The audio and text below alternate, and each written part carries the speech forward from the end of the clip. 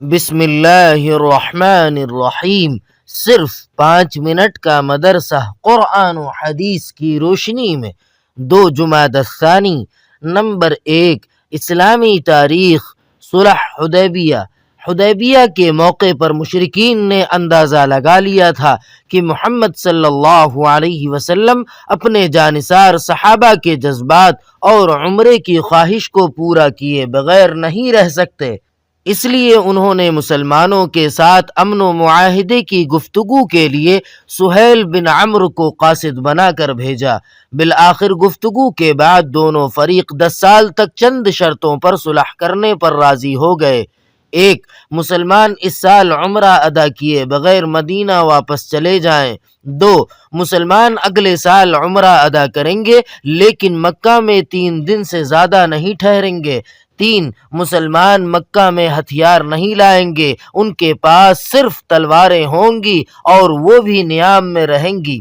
4، اہل مدینہ مکہ میں رہنے والے مسلمانوں کو اپنے ساتھ نہیں لے جائیں گے، اور اگر کوئی مسلمان مکہ میں رہنا چاہے تو اس کو نہیں روکیں گے۔ 5، اہل مکہ میں سے کوئی مدینہ چلا جائے تو مسلمان اسے واپس کریں گے، لیکن اگر کوئی مسلمان مکہ واپس آ جائے گا تو مشرکین اسے واپس نہیں کریں گے۔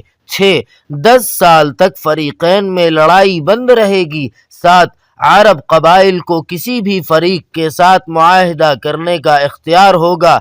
اس طرح مسلمانوں نے دب کر صلح کی۔ نمبر 2، حضور صلی اللہ علیہ وسلم کا معجزہ، کنویں سے مشک کی خوشبو آنا۔ رسول اللہ صلی اللہ علیہ وسلم کے پاس ایک ڈول میں پانی لایا گیا، آپ صلی اللہ علیہ وسلم نے اس میں سے پیا، پھر کنویں میں کلی کر دی، جس کے بعد کنویں سے مشک جیسی خوشبو آنے لگی۔ نمبر 3، ایک فرض کے بارے میں، بیوی کے ساتھ اچھا سلوک کرنا۔ قرآن پاک میں اللہ تعالی فرماتا ہے، عورتوں کے ساتھ حسن سلوک سے زندگی بسر کرو۔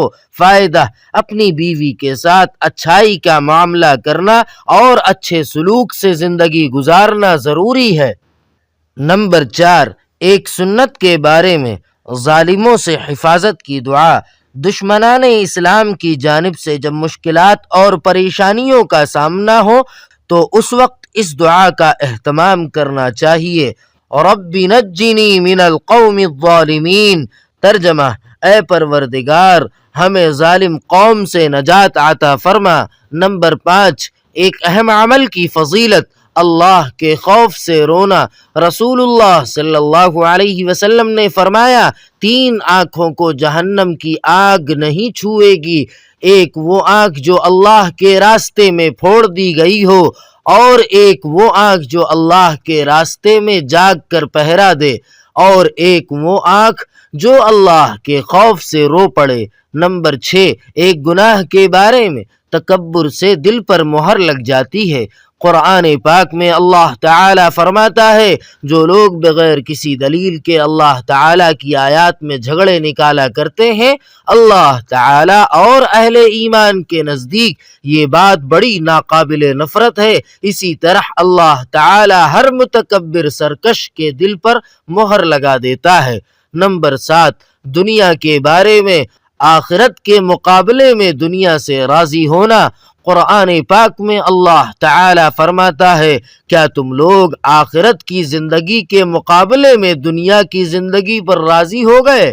دنیا کا مال و متاع تو آخرت کے مقابلے میں کچھ بھی نہیں، لہذا کسی انسان کے لیے مناسب نہیں ہے کہ وہ آخرت کو بھول کر زندگی گزارے یا دنیا کے تھوڑے سے ساز و سامان کی خاطر اپنی آخرت کو برباد کرے۔ نمبر 8، آخرت کے بارے میں، مومنوں کا پلصراط پر گزر۔ رسول اللہ صلی اللہ علیہ وسلم نے فرمایا، پلصراط پر مومنین رب سلم سلم، یعنی اے پروردگار سلامتی عطا فرما کہتے ہوئے گزریں گے۔ نمبر 9، طب نبوی سے علاج، مریض کی شفا کا کامیاب نسخہ۔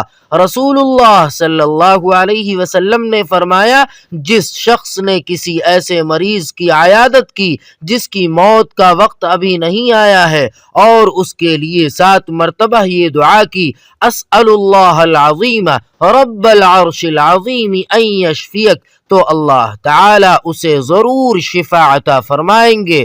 نمبر 10 نبی صلی اللہ علیہ وسلم کی نصیحت۔ رسول اللہ صلی اللہ علیہ وسلم نے فرمایا جب تم میں سے کسی کا لقمہ گر جائے تو اسے صاف کرے اور کھا لے، شیطان کے لیے نہ چھوڑے۔ سبحان ربک رب العزت عما یصفون وسلام علی المرسلین والحمد للہ رب العالمین۔